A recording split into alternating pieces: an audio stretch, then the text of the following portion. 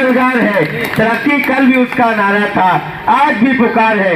कमजरफों से कह दो कि अब वो नहीं रुकने वाला, कमजरफों से कह दो कि अब वो नहीं रुकने वाला। वो कल भी असरदार था, आज भी असरदार है। तालियों में तशरीफ फरमा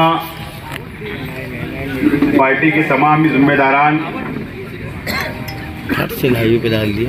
मेरे सामने तशरीफ फरमा बुजुर्ग हजरात, नौजवान साथी, दोस्तों और साथियों, सबसे पहले मैं आप लोगों का शुक्रिया अदा करता हूं। कल रात आप लोगों को दावत दी गई व्हाट्सएप के जरिए और आप लोगों ने अपना वक्त निकालकर आप लोग यहां पर आए और मीटिंग को कामयाब किया। मैं आप लोगों का शुक्रिया अदा करता हूं। तमाम ही हमारे साथियों ने अपनी बात आप लोगों के सामने, शहर के आवाम के सामने बातों को रखा। आप लोगों ने भी सुना। कई लोगों ने मशवरा दिया, कई लोगों ने जज्बाती बातें की। बहरहाल ये शहर हमारा है,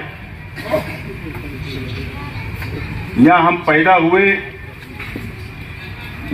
और इंशाअल्लाह मरना भी यहीं है, दफन भी यहीं होना है। ये हमारा अपना शहर है।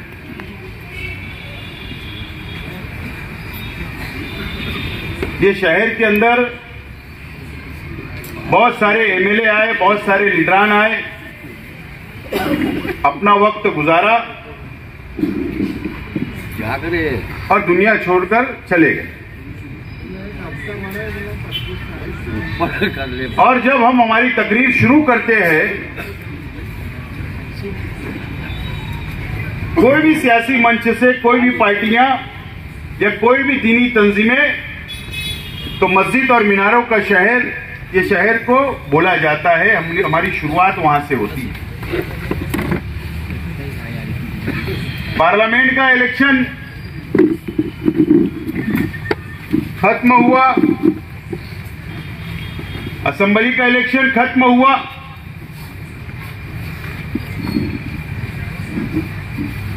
पार्लियामेंट के अंदर भी बीजेपी की हुकूमत आई, महाराष्ट्र के अंदर भी बीजेपी की हुकूमत आई।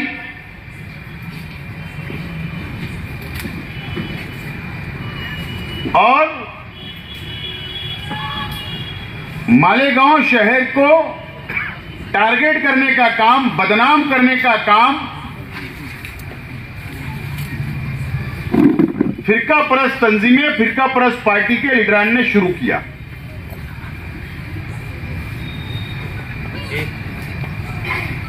लैंड जिहाद, ओट जिहाद, लॉ जिहाद, रोहिंग्या मुसलमान, बांग्लादेशी मुसलमान,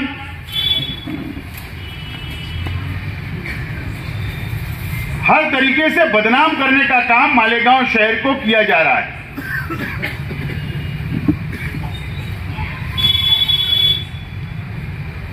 और बहुत अफसोस की बात है, कोई मस्जिद में घुसकर मारने की बात बोलता है,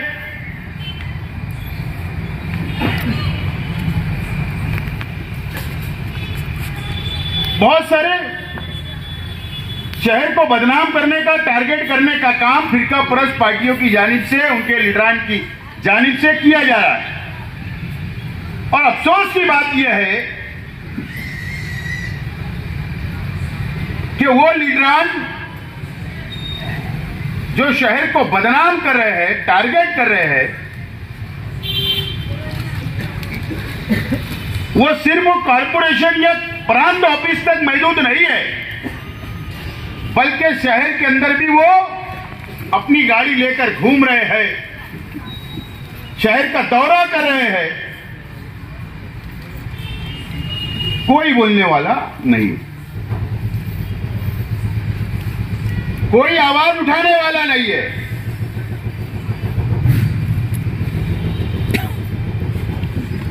सब खामोश है। असेंबली के अंदर शहर के आवाम ने एक नाकाम आदमी को दोबारा मौका दिया। 8 महीना पहले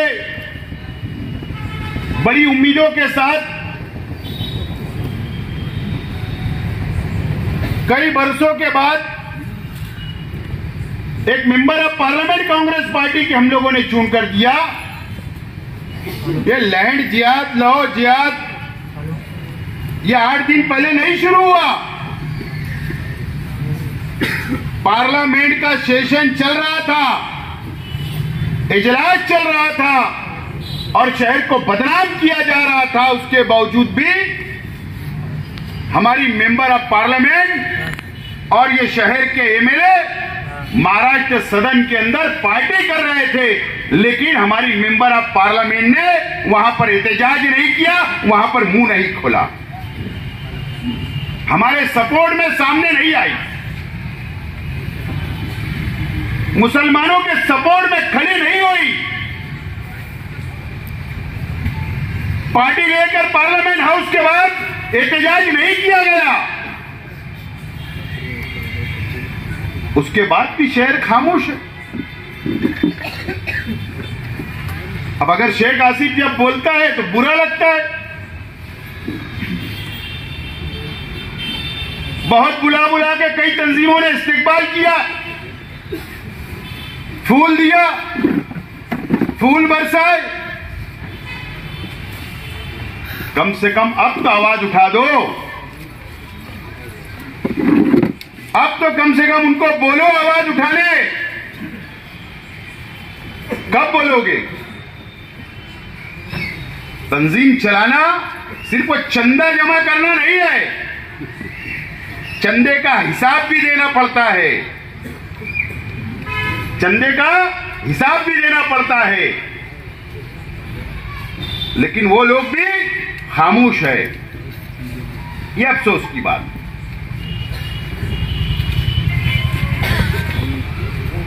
शहर को बुज़दिल बनाया जा रहा है।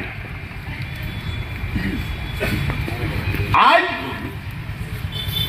शहर परेशान है, शहर के आवाम परेशान है कि वो कौन से 1500 लोग होंगे जिनके ऊपर रोहिंग्या मुसलमान, बांग्लादेशी मुसलमान का इल्जाम होगा। वो लिस्ट है उनके पास, ना जाने वो 1500 लोग कौन। आज वो परेशान हो गए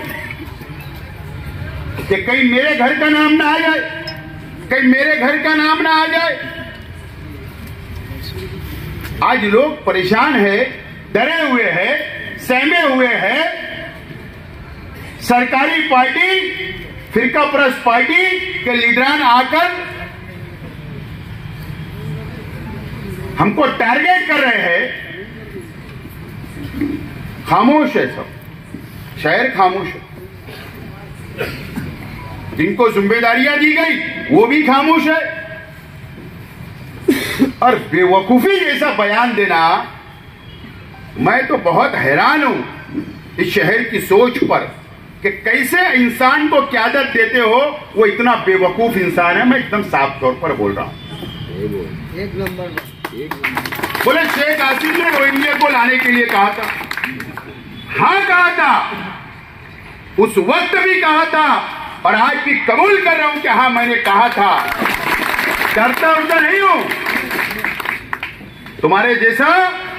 अब अगर मैं दूसरी बात जबान में बोलूंगा तो फिर अभी अंधे भक्त शुरू कर देंगे। मछली बाजार के अंदर क्या पकड़ के क्या उठा के भागने वाले नहीं है, भागने वाले लोग नहीं है हम, बुज़दिल नहीं है। बोला था उस वक्त कि रोहिंग्या मुसलमानों को जो अत्याचार किया जा रहा था, जो कत्ल आम किया जा रहा था, तो मैंने ये कहा था। और मैंने नहीं बल्कि इस देश की हर दीनी तंजीमी, हर सियासी पार्टी ने एहतजाज किया था। उस वक्त मैं एमएलए था, मैंने भी एहतजाज किया था और मैंने कहा था कि अगर हुकूमत परमिशन देगी तो मैं लाऊंगा। मैंने ये कहा था, ये कहा था और आज भी कायम हूं।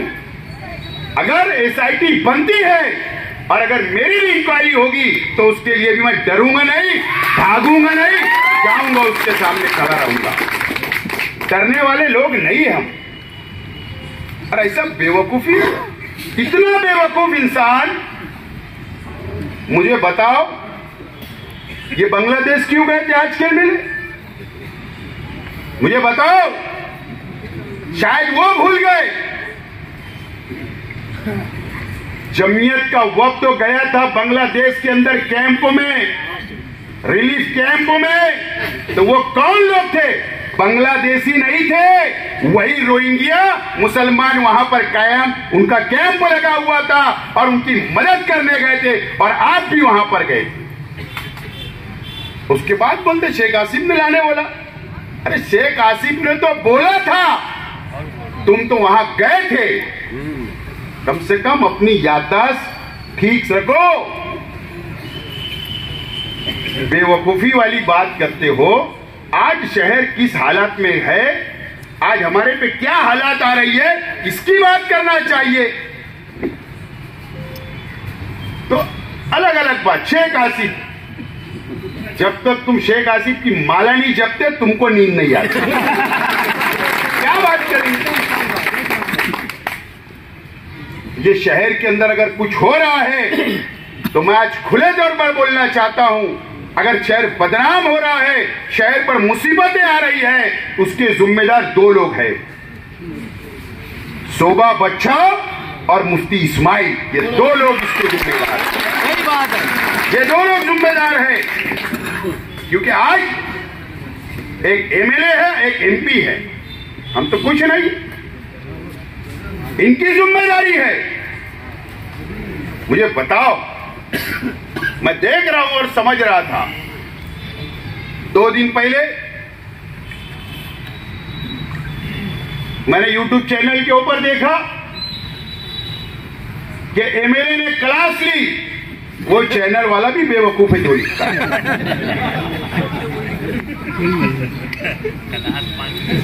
कमिश्नर के पास राउंड टेबल मीटिंग,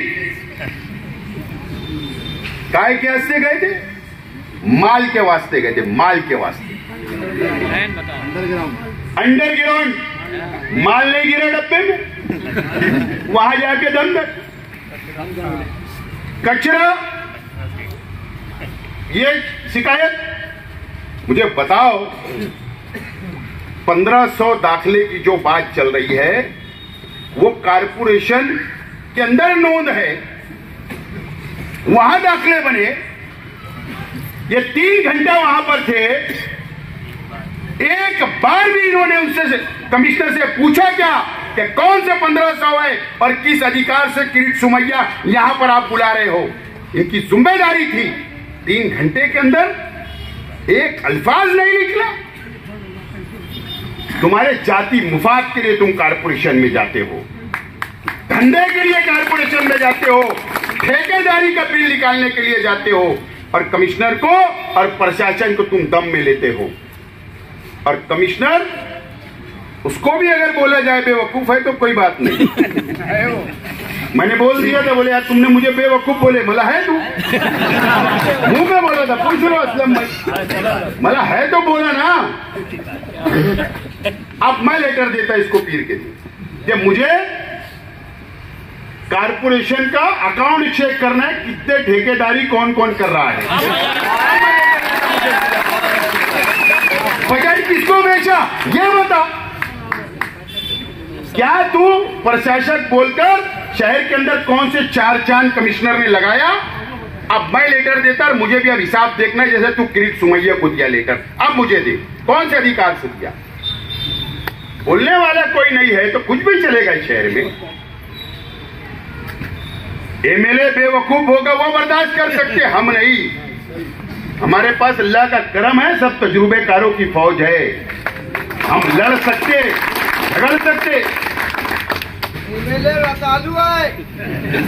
मैं आज किरीट सुमैया ये एसआईटी बनाना, एसआईटी बनी,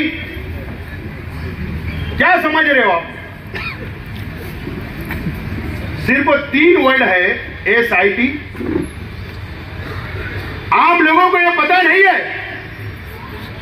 मैं एमएलए रह चुका हूं। बहुत बड़े केस में, बहुत सीरियस केस में एसआईटी बनती है, बहुत बड़े केस में एसआईटी बनती। अगर हुकूमत ने एसआईटी बनाई, होम डिपार्टमेंट ने एसआईटी बनाई, तो आप उसको मामूली मत समझिए, मामूली मत समझिए। और आज मैं दावे के साथ बोलना चाहता हूं, किरीट सुमैया हो या फिरकापरस्त तंजीमें हो, जो लोग शहर को बदनाम करते हो, या सरकार को भी मैं एकदम साफ अल्फाज में बोलना चाहता हूं और चैलेंज देना चाहता हूं कि मालेगांव शहर के अंदर न कोई पाकिस्तानी रहता है, न कोई बांग्लादेशी रहता है और न कोई रोहिंग्या रहता है। मैं जिम्मेदारी से बोल रहा हूं, यह हुआ होगा, यह हुआ होगा, मैं मानता हूं। जो मुझे दिख रहा है मैं बोल रहा हूं, यह हुआ होगा कि एजेंट लोगों की गलती होगी कि नाम के अंदर कुछ फॉल्ट कर दिए गए होंगे, कुछ गलतियां कर दी गई होगी। ये मैं मानता हूं कि एजेंट लोग पैसा लेकर, अब हमारे वहां आमतौर पर यह परंपरा चली आ रही है कि खुद हम जाकर कारपोरेशन में दाखिला नहीं बनाते, हम खुद जाकर अफिडेविट नहीं करते। हम लोग ये करते हैं कि एजेंट को 1000-2000 रुपया दे देते कि यार ये मेरे बच्चे का लोन भी करा दे, अफिडेविट करना अफिडेविट भी करवा ले और मुझे घर बैठे जन्म दाखला ला कर दे दे। ये हमारे वहां परंपरा चलती है। मैं साफ तौर पर पुलिस प्रशासन को बोलना चाहता हूं, एसआईटी बनी, आईजी साहब उसके प्रमुख है, मैं आईजी साहब को बोलना चाहता हूं, मैं महसूल डिपार्टमेंट को बोलना चाहता हूं, मैं शहर की पुलिस डिपार्टमेंट को बोलना चाहता हूं, मैं प्रांत ऑफिसर को बोलना चाहता हूं कि एसआईटी आप बनी, ठीक है, हमको कोई डर नहीं है। यहां न कोई हिंदू, न पाकिस्तानी है, न रोहिंग्या है, न बांग्लादेशी है, इसलिए हमको कोई डर नहीं है। लेकिन अगर गलती अगर एजेंट लोग ने की है तो पूरे शहर को उसका भुगतान नहीं भुगतना चाहिए, सजा नहीं मिलना चाहिए। एसआईटी की टीम से भी मेरी रिक्वेस्ट है, गुजारिश है कि आप इस पहलू पर भी तपास करना, जबरदस्ती किसी को भी चढ़ा नहीं देना सूली पर। मैं ये गुजारिश करता हूं, मैं ये गुजारिश करता हूं। ये है सच्चाई। दूसरी बात, लैंड जिहाद। लैंड जिहाद सिर्फ क्या है, कोई शहर के अंदर लैंड जिहाद नहीं होता, ऐसा मैं मानता हूं। कुछ लोग कर रहे होंगे, जमीन हथिया ले रहे होंगे या और कोई कुछ कर रहा होगा, तो मैं कोई जमीन का धंधे वाला नहीं है, मुझे उसमें नहीं कोई पता। लेकिन सिर्फ उस नाम पर भी मालेगांव को बदनाम किया जा रहा है, उस नाम पे बदनाम किया जा रहा है। पहले बोलेगा 100 करोड़ का रैकेट मिला, कोई सिराज अहमद नामी पकड़ा गया, बोले दुबई से पैसा आया, 22 अकाउंट, 22 राज्य के अंदर अलग अलग शहरों से में अकाउंट खोले गए, बोले वो 1000 करोड़, मैंने सुना कि 2200 करोड़ तक पहुंचा है मामला, उसको भी बोले ओड जिहाद। अगर जो लोग ये इल्जाम ये शहर पर लगा रहे, ओड जिहाद का सबूत लाओ, सबूत बताओ, सबूत, उसके बाद हमको बदनाम करो, उसके बाद हम पे इल्जाम लगाओ। 2200 करोड़ हो, 1000 करोड़ हो, 500 करोड़ हो, हमको इतना बड़ी अमाउंट से कोई लेना देना नहीं है। लेकिन उसमें का पैसा या इस असेंबली के अंदर, मालेगांव शहर के अंदर अगर पैसे का व्यापार हुआ तो बताइए, सबूत बताओ। बोलकर बदनाम करने से नहीं चलेगा, सबूत बताओ। अगर सबूत होगा तो बताओ, उसके लिए भी हमको बदनाम किया जाए। मुझे मालूम है आज तक मीडिया को भी शायद नहीं पता या और लोगों को नहीं पता है शहर को, और ना दोनों हमारे दिल्ली और ना मालेगांव वालों किसको पता नहीं, काला भांजे को भी नहीं मालूम, नहीं पता होगा भाई। लेकिन मैं बताता हूं, ये 2200 करोड़ बोलो, 1000 करोड़ बोलो, ये है असल में जुगाड़ का पैसा, रमी का पैसा। ये ऑनलाइन मोबाइल के ऊपर जो गेमिंग चलती है, रमी चलती है या जो भी जुगाड़ चलता होगा, सट्टा चलता होगा, वो उसका मेन प्रमुख आदमी दुबई में बैठकर इसको चलाता है। पूरी दुनिया में चलाता हो या देश में चलाता होगा या और भी जगह, या हमारे देश में ऑनलाइन पैसा मारो, रमी खेलो, सट्टा खेलो, जो भी वो होगा गेम, मुझे नहीं पता। वो पैसा जो जमा हुआ उसके अकाउंट में, जो शख्स दुबई में है, वो उसने ऐसे एजेंट पकड़े पूरे देश के अंदर, उनके अकाउंट खोले गए, उसमें पैसा मंगवाया गया, वहां से विड्रॉल किया गया और उसको हवाला के जरिए दुबई में पहुंचाया गया। बस यही है उसकी कहानी, जहां तक मुझे समझ, जहां तक मेरी मालूमात है। ठीक है, उसके अंदर एटीएस का इंक्वायरी चल रही, उसमें सीबीआई इंक्वायरी चल रही है, उसमें एनआईए कर रही है, या देश की कोई भी एजेंसी कर रही है। अच्छी बात है, होना चाहिए। अगर हमारे देश के खिलाफ कोई रुपया पैसा कोई इस्तेमाल करता है, उसकी इंक्वायरी होना ही चाहिए। उस मानने वाले में से हम भी हैं, इस देश के मुसलमान, इस शहर के मुसलमान हम मानने वाले हैं। कोई भी हो, वो कोई भी जात धर्म का हो, अगर हमारे देश के खिलाफ पैसा कोई वापरता, उस पर कार्रवाई होना चाहिए, हम मानते हैं इस बात को। लेकिन अगर शहर के अंदर ऐसा हुआ होगा, मालेगांव शहर में, तो आप मेरी एजेंसियों से भी गुजारिश है, रिक्वेस्ट है कि उन्होंने भी सबूत सामने लाना चाहिए, सबूत सामने लाना चाहिए। पब्लिक को बताओ ना। हमारे महाराष्ट्र के वजीर आला देवेंद्र फडणवीस जी, असेंबली के अंदर बोला गया, असेंबली के अंदर मालेगांव का नाम लिया गया। ठीक है, होम डिपार्टमेंट भी उनके पास, राज्य के प्रमुख है, सीएम है, उनके पास जो सबूत होगा उन्होंने बोला। मुझे बताओ, असेंबली में कौन बैठता है? इसका डिफेंस कौन करेगा?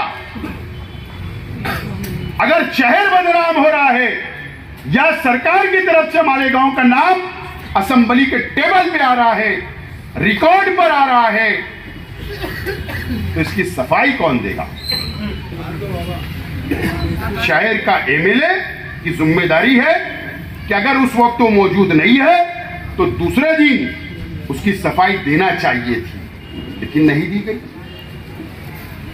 नहीं दी गई।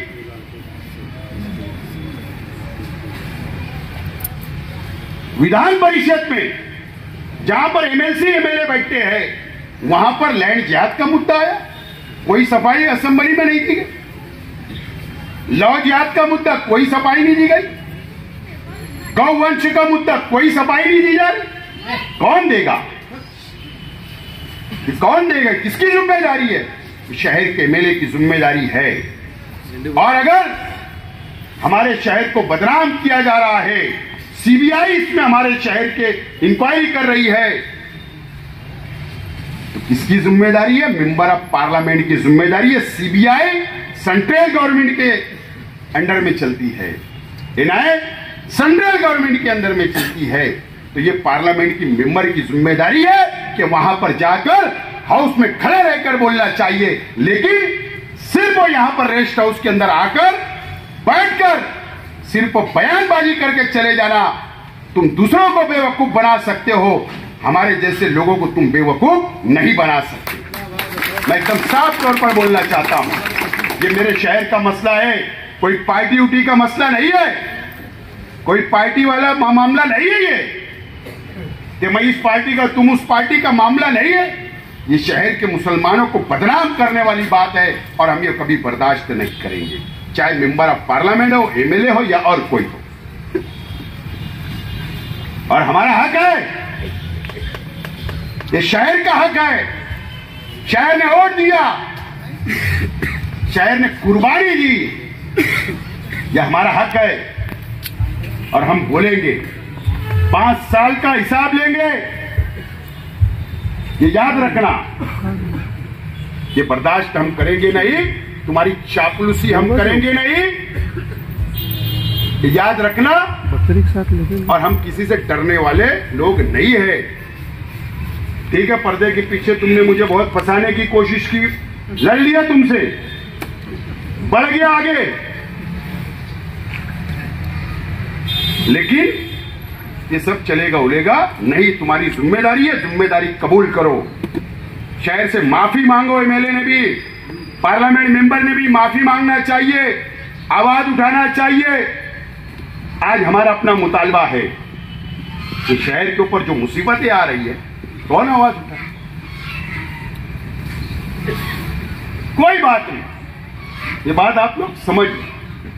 मैं एकदम साफ तौर पर आज बोलना चाहता हूं तमाम ही मेरे साथियों से, मैं शहर के आवाम से। ठीक है, आप लोगों की जज्बात की कदर करता हूं मैं, हमारे जिम्मेदारों के भी जज्बात की मैं कदर करता हूं। ठीक है, हम 162 वोट से इलेक्शन हार गए, हमको हार का सामना करना पड़ा, लेकिन ये शहर हमारा है और हमको ये शहर के साथ रहना है। शहर पर मुसीबत आएगी तो हमको फिरका परस्तों से लड़ना पड़ेगा। इसके लिए हमारे जज्बात सरेदस्त बाजू में रखना चाहिए, नाराजगी बाजू में रखना है और हमको आगे बढ़ना चाहिए। आसिफ साहब आगे बढ़ो, मैं ऐसा चाहता हूं, आगे बढ़ो। मैं ऐसा चाहता हूं कि आज हम जो आज लाएमल तैयार करने के लिए जो मीटिंग हमने बुलाई, ये मैं ऐलान के बाद 2 बात में और बोलने वाला, 2-3 बात मुझे रखना है आप लोगों के सामने। आज हम इस नतीजे पे पहुंचे हैं, हमारा ये लाएमल है, ऐसी मेरी अपनी सोच है इस शहर के मुफाद में कि हम लोग पार्टी का कोई झंडा ना हो इस लड़ाई के अंदर। हमको किससे लड़ना है? फिरका परस्त तंजीमों से, उनके लीडरान से, उनकी पार्टी के लीडरान से, जो शहर को बदनाम कर रहे हैं, जो बदनाम कर रहे हैं, उनसे हमको मुकाबला करना पड़ेगा कानूनी तौर पर, मजबूती से। और मैं इस नतीजे पे पहुंचा हूं कि इसमें जो लड़ सकते हैं, साफ तौर पर जो हमारे दूसरी पार्टियां शहर के अंदर, मैं एकदम साफ तौर पर ऐलान करना चाहता हूं कि हमको समाजवादी पार्टी से एक वक्त की शक्ल में बात करना चाहिए। मैं ये चाहता हूं कि कम्युनिस्ट पार्टी से हम लोगों को बात करना चाहिए। मैं ये चाहता हूं कि बहुजन विकास आघाड़ी प्रकाश अंबेडकर साहब की तंजीम से बात करना चाहिए शहरी लेवल के ऊपर। और मैं ये चाहता हूं कि हमारे शहर के वकला से बात करना चाहिए, कुछ वकील लोगों से बात करना चाहिए। और इस तरीके से अगर वो लोग तैयार हो गए, समाजवादी पार्टी, कम्युनिस्ट पार्टी, बहुजन विकास आघाड़ी या और जो हमारे दलित भाइयों की पार्टियां, उनसे और वकील हजरात से अगर बातचीत हो गई तो हम उन लोगों से बात करके उनको एक प्लेटफॉर्म बन सकता है क्या, वो हमारी बात पर इत्तेफाक कर सकते हैं क्या हम साथ मिलकर काम कर सकते हैं क्या हम फिरका परस्तों को जवाब दे सकते हैं क्या, अच्छी तरीके से कानूनी तौर पर और तजुर्बेकार टीम हम उन लोगों के साथ में मिलकर एक बड़ी एक तजुर्बेकार टीम बनाकर क्या हम लोग उन लोगों से मुकाबला कर सकते हैं क्या, हम लोगों को इसके ऊपर सोच विचार करना चाहिए। और इसके लिए मैंने फैसला किया हूं, ये मेरी मर्जी से, कि हम लोग इसके अंदर 15 रुकन कमेटी मैं आज ऐलान करता हूं। ये 15 रुकन कमेटी जाएंगी समाजवादी के पास, उनकी लीडरान से मिलेंगी मुकामी, कम्युनिस्ट लीडरान से मिलेंगी मुकामी, दलित भाइयों की जो पार्टियां उनसे मिलेगी मुकामी, और वकील हजरात से बात करेंगे।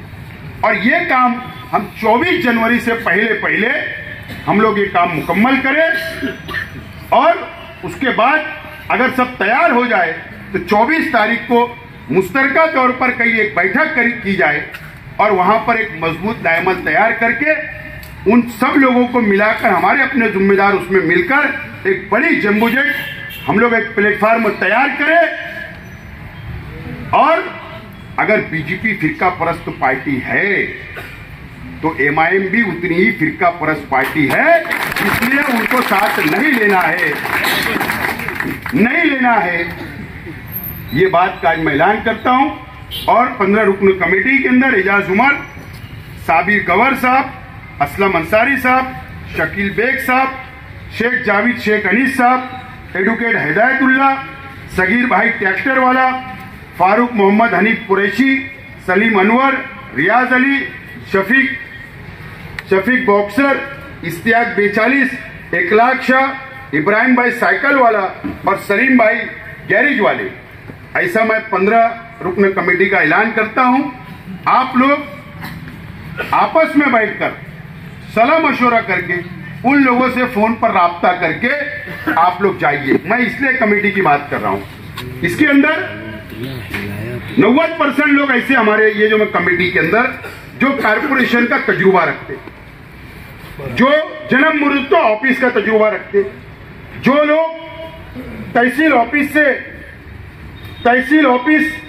का तजुर्बा रखते, जो जाकर जन्म मृत्यु से बहस अधिकारियों से बहस कर सकते, जो जाके कमिश्नर से बहस कर सकते। इसलिए मैंने ये कमेटी का ऐलान किया।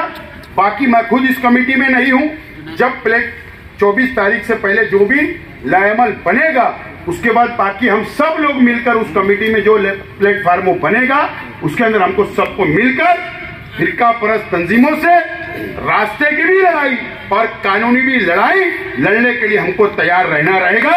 इस बात का आज मैं ऐलान करता हूं। दोस्तों और साथियों,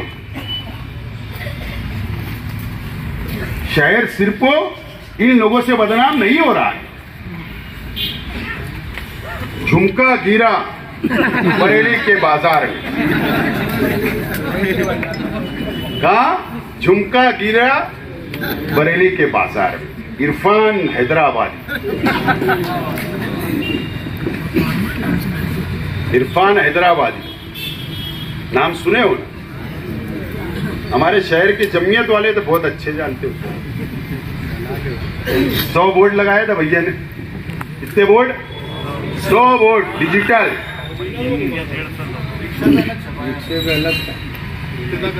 एमएलए जवाब नहीं दे रहे।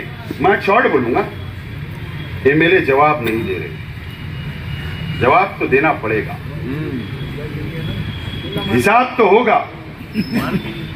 कौन है वह इरफान हैदराबादी जो आईबी भी लिखता अपने आगे, जो पुलिस की पार्टी भी लगा के उसकी गाड़ी पे घूमी जाती, जो जुडिशियल भी लिखता है? कौन है? जो चूल्हे तक जाता था, जो फ्रूट 2-2 हजार के खरीदता था, अलग अलग पार्सल पहुंचते थे। कौन है? क्यों आया था शहर? क्यों दी गई पनाह? तो जवाब अच्छा है, आप खुद दे दो मुशारत चौक में बैठकर। अगर शेख आसिफ ने अगर सवाल शुरू किया तो झुमके तक बात जाएगी, फिर महंगा पड़ेगा। और कौन सा झुमका कहां गिरा सब मालूम है मुझे। सफाई दे दो। बदनाम तो जमीयतुल उलमा भी हो रही है, जवाब तो देना पड़ेगा। अब ये बोलने पर भी अगर नोटिस भेजेंगे तो तैयार हुआ है। बिल्कुल बिल्कुल तैयार हूं। अब जो लोग सियासी होगा उनको क्या बख्शीश हो, जो सियासी हो गए कोई बख्शीश उख्शीश नहीं। हाँ, गिरना पुल पार करूंगा फिर एहतराम, बराबर है ना। इधर दरेगांव पार करूंगा फिर एहतराम करूंगा, लेकिन गांव में तो नहीं। एकदम साफ तौर पर बोल रहा हूं, गांव में तो नहीं। अब शहर की आवाम ने भी सोचना चाहिए कि हम चंदा देते, पौती बनाते, मरूमिन के नाम पे बनाते, कि मुसलमानों की मदद करने के लिए। अब ये आप लोगों तक कोई पहुंचा ना, तो उनको बोलना कि सियासी जलसा कब लोगे पैसों से। हिसाब लो, हिसाब लो। अमीन फारूक ने 50 लाख का इल्जाम लगाया, उसका हिसाब मांगो उसका हिसाब। तुमने हिमायत किसके बोल कर दी मुफ्ती इस्माइल को इलेक्शन के अंदर, वो हिसाब मांगो। किसने परमिशन दिया?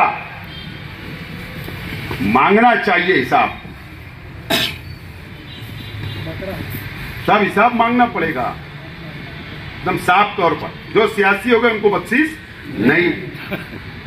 बहरहाल इरफान हैदराबादी का हिसाब तो आपको टाइम, जो भी तुमको 5-6 दिन लग रहा ले लो, उसके बाद मैं प्रेस कॉन्फ्रेंस लेने वाला हूं।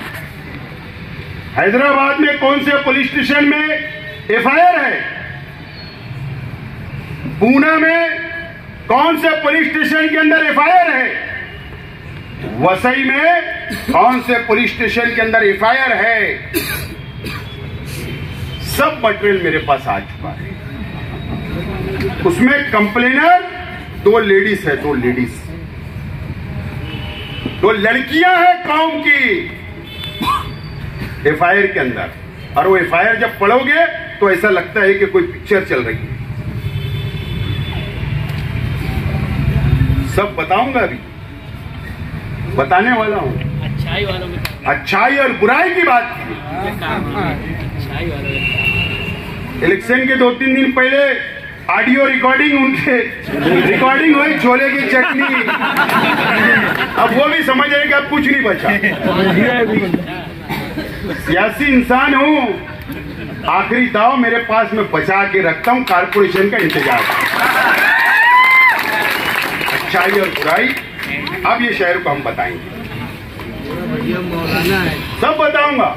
बहरहाल कहां का एफआईआर हुई, कैसे हुआ, कैसे फ्रॉड हुआ, असेंबली के अंदर कैसा पैसा खर्चा किया गया, कहां से पैसा आया, किसको दिया गया, सब बताऊंगा। कहां कहां का सफर आपका हुआ, देश के बाहर कितने डैम गए, देश के अंदर कितने डैम गए, सब मटेरियल है मेरे पास, सब मटेरियल है। बस आपको मैं चाहता हूं कि इज्जत अगर ढांकना है तो आप सफाई दे दो कि वो इरफान हैदराबादी कौन, और नहीं तो फिर मैं प्रेस लूंगा। और जब मैं बताऊंगा तो जब अंधे भक्त आप भी मेरी प्रेस को अच्छी तरीके से सुनना कि तुम्हारा कायद किस तरीके का, किस रेंज का आदमी है। और ये शहर भी देखेगा, शहर में को भी सोचना पड़ेगा। मैं कोई गुस्से में आक्रामक नहीं बोल रहा हूं, मेरे कौम की 2 बेटियों का इस्तेमाल किया गया है, इसके लिए मैं बोलूंगा। अगर फिरका परस्तों के खिलाफ हम बोलने के लिए तैयार है तो आप जो कौम के नाम पर जो धोखा इस कौम को दे रहे, तो हम आपके खिलाफ भी बोलना हमारी जिम्मेदारी है, हमारी जिम्मेदारी, और हम बोलेंगे। दोस्तों और साथियों, आज पार्टी के तमाम ही जिम्मेदारान हैं, हम सब जिम्मेदारान यहाँ बैठे हैं। कारपोरेशन का चुनाव 22 जनवरी के बाद हम लोगों को समझ में आ जाएगा कि सुप्रीम कोर्ट का जो भी फैसला आएगा उसके बाद एक प्लान तैयार हो जाएगा, सरकार बना लेगी और हमको समझ में आएगा कि कारपोरेशन का इलेक्शन कब है। बहरहाल ये बात तय हो गई, जो 3 का वार्ड था वो वार्ड अब हुकूमत ने 4 का वापस कर दी।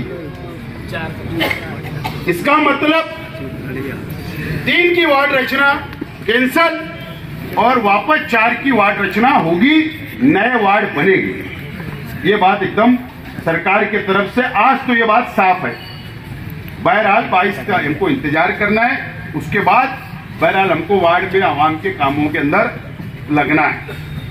मुझको 2 दिन पहले अजीत दादा पवार साहब की तरफ से मुझे दावत आई है। 18 और 19 तारीख को एक 400-500 लोगों का 2 दिन का शिविर है अजीत दादा पवार साहब का, राष्ट्रवादी का, मराठवाड़ा में। तो मुझे भी स्पेशल दावतनामा मिला है, मुझे इनवाइट किया गया है, तो मैं वहां जाने वाला हूं और मैं जाकर वहां पर शिरकत करने वाला हूं और मैं वहां जाने के बाद उनसे बातचीत करने वाला हूं और बातचीत करने के बाद अगर हमको आगे का शहर के विकास के लिए, शहर के डेवलप के लिए, और अगर आप लोगों की राय रहेंगी मेरी बात करने के बाद मैं वापस मीटिंग लूंगा आप तमाम ही लोगों की, और जो मेरी बातें होगी मैं आप लोगों के बीच में शेयर करूंगा, बात करूंगा। और जो अगर हम लोगों को सपोर्ट मिल सकता है, अगर हम लोगों को सरकार की तरफ से इस महाराष्ट्र के मुसलमानों को अगर सपोर्ट मिल सकता है, सहारा मिल सकता है, तो उसके बाद हम लोग अच्छा फैसला ले सकते हैं। लेकिन मुझे दावत आई है, मैंने दावत कबूल की है और 18-19 तारीख को मैं 2 दिन मैं उस प्रोग्राम में जाऊंगा, वहां पर मैं बैठ के बातचीत करूंगा और जो बातचीत वहां होगी उसके बाद आप लोगों को मीटिंग बुलाकर हम लोग आगे सियासी फैसला लेंगे। इस बात की इजाजत ले रहा हूं, तैयार है आप लोग? जाऊं मैं? मैं जाऊंगा, ये बात कहीं भी जाओ, हम तुम्हारे साथ हैं। मैं जाऊंगा। बहरहाल मैं ये तमाम ही बातें आज आप लोगों से मुझे बात करनी थी। और इलेक्शन पिटीशन का आप लोगों ने अखबारात में पढ़ा कि इलेक्शन पिटीशन हमारी अपनी दाखिल हुई और अल्लाह के करम से बहुत मजबूत इलेक्शन पिटीशन हमारी अपनी दाखिल हुई, बहुत मजबूत दाखिल हुई है। बराबर। मैं आज एक वीडियो देख रहा था, तो वीडियो देख रहा था कि अमेरिका के अंदर शेर की और कुत्ते की रेस लगाई गई। क्या बोल रहा हूँ? है मेरे पास शेर और कुत्ते की रेस लगाई गई। कुत्ता भागते चले गए, शेर वहीं रुक गया। याहू, शेर रुक गया, कुत्ता भाग गया रेस में। तो वहां जिन लोगों ने रेस लगाई उन्होंने बोला कि ऐसा क्यों हुआ, रेस तो दोनों की थी। तो शेर का उसको चेक किया गया, डॉक्टर की टीम ने चेक की कि ऐसा शेर ने क्यों किया। तो क्या हुआ पता है? बोले शेर के ब्लड में ऐसा है कि वो कुत्तों के साथ रेस नहीं लगाता, वो अपनी बराबरी वालों के साथ अपनी बराबरी वालों के साथ रेस लगाता है। तो हमारे खून में है हमारी बराबरी वालों से बात करना। इस शहर में ताकत आप लोगों ने बता दी, ताकत बता दी। मुझे तो पहले शुरुआत में बोले शेख आसिफ 30 में और ही हो रहा, बोले शेख रशीद साहब का इंतकाल हो गया, खलील दादा का इंतकाल हो गया, पार्टी की ओर भी गई। बोले अब 30 तक आएगा और ये लपेटे जाएगा 4 नंबर पे। आप लोगों की मेहनत, हमारे कार्यकर्ताओं की मेहनत, आप लोगों की मोहब्बत शेख रशीद साहब से, खलील दादा से, मेरे परिवार से और ये जिम्मेदारान की हमारी हिकमत अमली और ये शहर की आवाम ने ये साबित कर दिया। न यहाँ कांग्रेसी वोट थी, यहाँ पर वोट थी तो तुम्हारी अपनी वोट थी। और आज अल्लाह का करम है कि 1,09,000 से ज्यादा वोट लेकर हमने 40,000 का जब को मारे हैं। ये कोई कमी नहीं है। और अगर कोई हम पे 2 जुमला बोलने से तुम्हारी औकात क्या है? इलेक्शन पिटीशन पे बात करोगे? अरे अल्लाह का करम है, शेख आसिफ मालेगांव कोर्ट से लेकर हाई कोर्ट और हाई कोर्ट से लेकर सुप्रीम कोर्ट का भी दादर चढ़ चुका है। समझे? कानून समझता है। मैं कभी चापलूसी नहीं किया किसी लीडरान की फंड के लिए। रोड का फंड दे दो, 10% में बेच डालो, ये धंधा नहीं है। समझे? ये सब काम शेख आसिफ ने कभी किया नहीं और ना मेरे बाप ने कभी सिखाया नहीं और ना वो कभी करूंगा। और एकदम जाबाज बनकर आप भी और हम भी ये शहर में सियासत करते हैं और करते रहेंगे। किसी से डरने उड़ने की जरूरत नहीं है। हम हमारे अपने दम के ऊपर, आप लोगों के दम के ऊपर ये शहर के अंदर हम लोग खड़े हैं, सियासत कर रहे हैं, गरीबों के काम करते, वहां तक पहुंचते, उनको साथ लेकर चलते, जब जाकर ये पहाड़ खड़ा हुआ है। और ये पहाड़ कम नहीं होना चाहिए, इसकी जिम्मेदारी मेरी भी जहां तक और आप लोगों की भी है। तुम देखो, कुछ दिन रुको, तुम ईमानदारी से बोल रहा हूं। मैंने कल एक शख्स को कहा कि यार मुझे आप लोगों ने नहीं पहचाना, मुझे पहचानो, मुझे पहचानो, मैं कौन हूं। मैं जिस दिन आप लोग मुझे पहचान जाओगे, मेरी कदर करोगे। मेरी तुमने कदर नहीं की। एक शख्स को बोला, मेरी कदर नहीं की आप लोग। लेकिन जो लोगों को शहर की आवाम ने क़यादत सौंपी है, वो और उनकी पार्टी के लोगों का किरदार बोल रहा हूं, किरदार।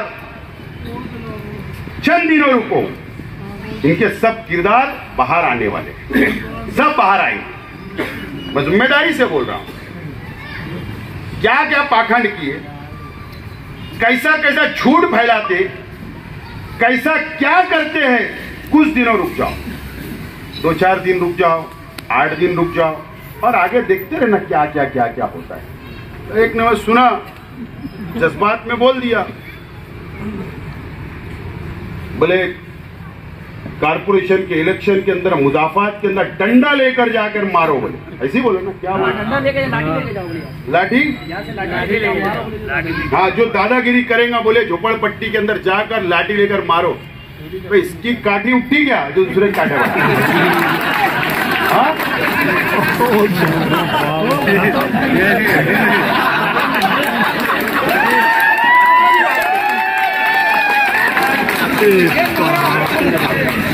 अब इसका लाइट बंद होता है कब मुझे नहीं मालूम। बोलने मत लगाओ, बस सेक्सी बातें करते तुम लड़कियों से। मेरे पास रिकॉर्डिंग तुम्हारी भी आ रही, रुको बेटा। हाँ, क्या किरदार है जवाई क्या बता रहे। मैं खामोश था 2 महीने से, तो ये सोच रहे कि शेख आसिफ डर गया। हाँ, डर गया मैं। इलेक्शन पिटीशन एक काम हाथ में लेता मैं। इलेक्शन पिटीशन खत्म करा, 2 दिन हुआ खत्म, वो काम खत्म, वो लग गया। अभी दूसरा हाथ में लिया आज से। सबके साथ में आएंगे ना, वकील है हम। केस हाथ में लेके उसको लड़ना और उसको अंजाम तक पहुंचाना ही तो हमारा काम है। सवाल ही नहीं। अगर कोई बस्ती वाले ने बोला हमारा रोड बना दो, तो हाथ में लेते ना काम, हम वकील ही है ना, अंजाम तक पहुंचाते, रोड बना के दे देते। सबकी फाइल खुलने वाली है, रुको थोड़ा। तुम्हारी गलत समझ बनाओ मत, गलत समझ बनाओ मत। मुझे सब मालूम है तुम कहां बैठ रहे, तुम कहां उठ रहे, क्या प्लानिंग कर रहे, किसके खिलाफ कर रहे। तो फ्लाईओवर पे चले गए, फ्लाईओवर के ऊपर गए। मैं समझा बोले वो छठी शरीफ है, अच्छी बात है, होना चाहिए। मैंने भी कल भी बनाया, परसों भी न्याज शरीफ में गया, कल भी गया, परसों भी गया था, जुमा भी गया, जुमरात भी गया और जुमा भी गया। मैं समझा यार शायद हजारों लोग वो फ्लाईओवर ब्रिज पे जगह नहीं रहेंगी पैर रखने। ऐसा लगा था मुझे 10-20 लोग पहुंचते। चलो ठीक है, अच्छा करे, होना चाहिए। मुझे बताओ, हालांकि मैं कोई जवाब देना नहीं चाहता था, लेकिन सिर्फ आप लोगों को बता रहा। फ्लाईओवर ब्रिज अल्लाह का करम है कि शेख आसिफ शेख रशीद की देन है, जो मैंने मेरे एमएलएशिप में मंजूर करके लाया। पहला फ्लाईओवर ब्रिज भी बन रहा शेख आसिफ की फंड से मैंने मंजूर करके लाया। और अल्लाह का करम है और अल्लाह का शुक्र है ख्वाजा गरीब नवाज नाम भी शेख आसिफ के बाप ने शेख रशीद साहब की देन है, जो आज वह छट्टी बनाई गई। बराबर है ना? देन बोले तो महासभा के अंदर मेरे वालिद ने वो तजवीज लाई, मंजूर की और उसको नाम दे दिया। ये अच्छी बात है कि हमारा काम भी आप लोग मान रहे हैं। ये तारीख लिखी जाएगी जब शहर की, तो नाम रखने वाले कौन है और फ्लाईओवर बनाने वाला कौन है, वो नाम भी हमारा बाप बेटे का ही रहने वाला, तुम्हारा रहेगा नहीं। इतना भी कर लो तुम, किसका नहीं रहना, मेरा ही रहने वाला। ये बात समझ लो। तो इस तरीके से ज्यादा साबुन लग रहा है, नए धोबी है, ज्यादा साबुन लगा के धोने की कोशिश कर रहे, लगाओ ज्यादा से ज्यादा 3 महीना 4 महीना लगाओ, लगा रहे, लगा लो, ठीक है, करो। कंपटीशन है, जमहूरी मुल्क है, शहर को दुल्हन बना दो, शहर का विकास कर लो, शहर को संभाल लो, शहर के मुसलमानों को संभाल लो। कंपटीशन है, मैदान खुला है, आ जाओ मैदान में। परेशान तो ये है कि बराबरी में आके कैसे खड़ा हो गया, ये बहुत परेशानी है। बहरहाल हाईकोर्ट के अंदर जो मैंने पिटीशन फाइल किया हूं, अल्लाह का करम है, अल्लाह की जात से उम्मीद है। सिर्फ मेरा मकसद ये है, मैं एकदम साफ बोलना चाहता हूं, मेरा मकसद ये है कि सियासत और मजहब ये अलग होना चाहिए। जो मजहब का इस्तेमाल किया जाता, मैं उसको रोकना चाहता हूं। बस मेरा मकसद है ये हो जाए, ये मैं चाहता हूं। ठीक है, मैंने उसके अंदर दूसरा सेकंड मुझे डिक्लेयर करो, ये बोला, ये कानूनी मेरा हक है, वो हक मैं अदा करूंगा। अब जवाब देना, जो भी फैसला कोर्ट सुना दे, मेरा हक का मैं करूंगा। बहरहाल वो शेर और कुत्ते वाली बात तो मिसाल है, वीडियो है मेरे पास। तो मैं बोलना चाहता हूं कि मेरे चक्कर मत पड़ो, मैं सीधा सीधा काम कर रहा, मुझे करने दो। मैं किसी के पटे में नहीं कुछ पाँव डाल रहा, मत डालो, मुझे छेड़ो मत, सीधा सीधा चलने दो, गरीबों का काम करने दो, शहर को संभालने दो, अच्छे से रहने दो। काहे को जबरदस्ती, न तो मैं सब निकाल लूंगा, अगला पिछला सब मटेरियल बाहर, तकलीफ होगी। काहे को मेरे को छेड़ रहे हो यार, मैं अच्छा सुकून से पढ़ा है, पढ़े रहने दो।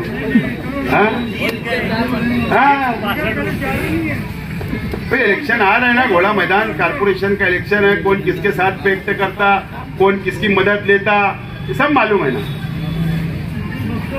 अभी तक तो मैंने कोई बदले की कार्रवाई किया नहीं और ना इरादा है, कुछ नहीं किया।